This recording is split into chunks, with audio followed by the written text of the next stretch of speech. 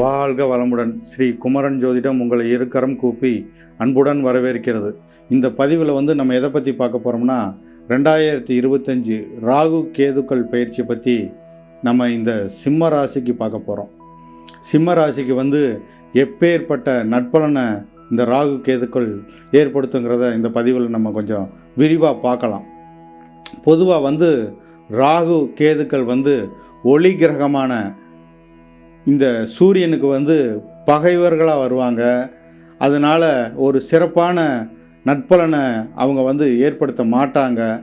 ஆனால் அதுக்கு விதிவிலக்கு பார்த்திங்கன்னா ராகு பகவான் சுபத்தன்மையாக அடையும் போது குருவால் பார்க்கும்படும்போது அவங்க மிகுந்த ஒரு சுபபலனை ஏற்படுத்துவாங்க. உங்களுடைய ஜென்ம ராசிக்கு அஷ்டம சனிக்குள்ளே நீங்கள் வரப்போகிறீங்க. உங்களுடைய ராசிக்கு 8ஆம் இடத்துல சனி பகவான் பயிற்சியாக போகிறாரு. அதனால் உங்கள் ராசிக்கு 8ஆம் இடத்துல அஷ்டம சனியாக வரனால ஒரு சின்ன தடங்கள் ஏற்படும்.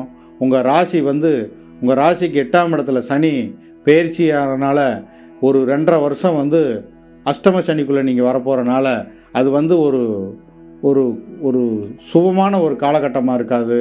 அதில் ஒரு இக்கனாவை அந்த சனி பகவான் ஏற்படுத்திடுவார். உங்களுடைய ராசிக்கு யோகமான திசைகள் நடக்கும்போது அது உங்களுக்கு தாக்கத்தை ஏற்படுத்தாது.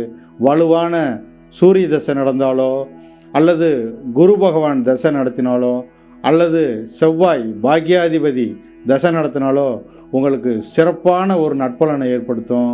அதே மாதிரி கோச்சார பலனை நம்ம ஒரு இலையில் பரிமாறப்பட்ட ஒரு ஊறுகாய் போல தான் எடுத்துக்கிறணும். அது எப்பயுமே சாப்பாடாக மாறாது என்று கூறிக்கொண்டு கோச்சார பலனுக்கு நீங்கள் பெரிய முக்கியத்துவம் கொடுக்க வேண்டிய அவசியம் இல்லை என்று கூறிக்கொண்டு இந்த ராகு கேதுக்கள் உங்களுக்கு எப்பேற்பட்ட நட்பலனை ஏற்படுத்துங்கிறத பார்க்கலாம். கேது பகவான் உங்கள் ராசியிலே வரப்போகிறார். உங்கள் நட்சத்திரத்து மேலே அந்த கேது பகவான் உள்ளே வரும்போது ஒரு இறுக்கமான மனநிலை ஏற்படுத்திடுவார். மனசில் ஒரு இனம் புரியாத ஒரு சூழ்நிலை ஏற்படும். அதை நீங்கள் பேஸ் பண்ணக்கூடிய ஒரு காலகட்டமாக அமையும். 7ஆம் இடத்துல ராகு, லாபஸ்தானத்தில் குரு பயிற்சியாகி அந்த ராகு பகவானை பார்க்குறனால கூட்டாளி மூலிமா உங்களுக்கு ஒரு லாபத்தை ஏற்படுத்துவார்.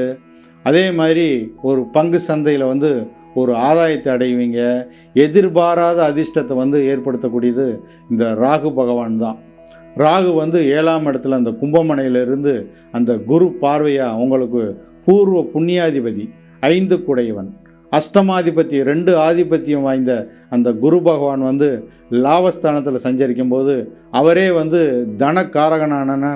ஆனனால அந்த குரு பார்வை கிடைக்கும்போது உங்களுக்கு ஒரு சுபத்தன்மையாக அந்த ராகு செயல்படுவார்.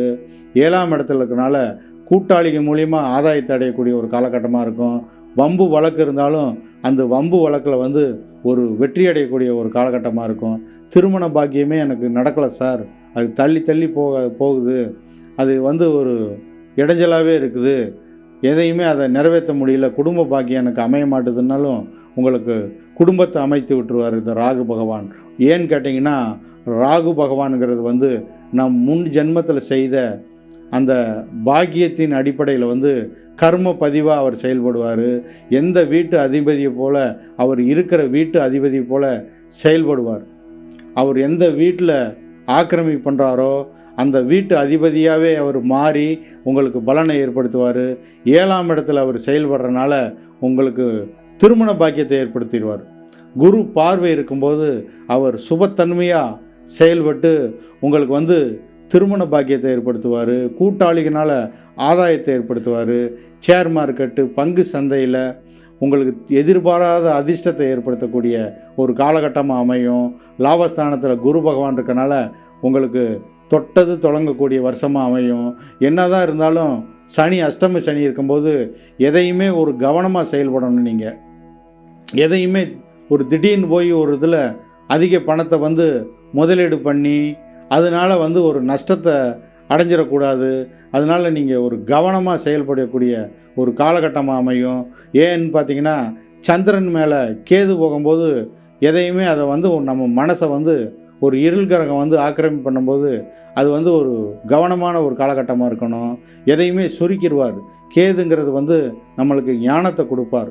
கர்மாவின் அடிப்படையில் வந்து நம்மளுக்கு எந்த மாதிரியான கர்மா செஞ்சுருக்கிறோமோ அதன் அடிப்படையில் வந்து நம்மளுடைய ஜென்மத்தில் அவர் பயணிக்கும்போது அதை வந்து நம்மளுக்கு அந்த கர்ம பலனை அவர் ஏற்படுத்துவார். அது ஜாதகத்தில் என்ன மாதிரியான தசாபுக்தி நடக்குங்கிற அடிப்படையில் நம்ம ஆராய்ந்து பார்க்கணும். அதனால் எதிலையுமே கவனமாக நீங்கள் செயல்படக்கூடிய ஒரு காலகட்டமாக இந்த 2025 அமையும். உங்களுக்கு ஜென்ம சனியோட தாக்கம் ஒரு பக்கம் இருந்தாலும் குரு லாபத்தில் இருக்கனால தொட்டது தொடங்கக்கூடிய வருஷமாக இந்த வருஷம் அமையும். நல்ல தனவரவு ஏற்படும். உங்களுக்கு 3ஆம் இடத்துல, உங்கள் ராசிக்கு 3ஆம் இடத்துல குரு பார்வை இருக்கனால முயற்சினால் நீங்கள் ஆதாயம் அடைவீங்க. ஒரு தடங்களுக்கு அப்புறம் அந்த முயற்சினால் நீங்கள் வெற்றியடையக்கூடிய ஒரு காலகட்டமாக அமையும்.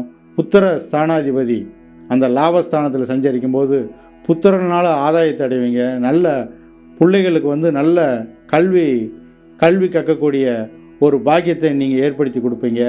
தகப்பனால் ஆதாயத்தை அடையக்கூடிய ஒரு காலகட்டமாக அமையும்.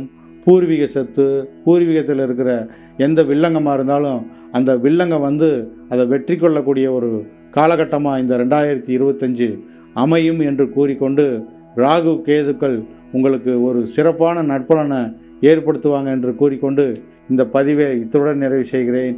வாழ்க வளமுடன்.